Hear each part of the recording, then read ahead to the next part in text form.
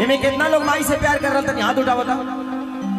वाह, बोल दिया सच्चा दरबार की जय। कितना लोग मेहरारू से करेला? बताओ लो, देख ला लो, बड़ा एको मरद नहीं खे जो अपना मेहरारू से प्यार करत हो। सब जन डराता रहो। अपना मेहरारू से ना, दूसरा के मेहरारू से उठा लो। देख, कोई बात नहीं, अपना मेहरारू से प्यार ना कर बोलो तो टाइम से पराठा ना मिली। तो ध्यान रखिए लो, अपनों मौके की जरूरत भी है। हाँ जी बताइए। और स्पीकर से थोड़ा दूर रहिएगा आप लोग, अगर वो गिर जाएगा तो हम भी इधर से गिरते हुए निकल जाएंगे।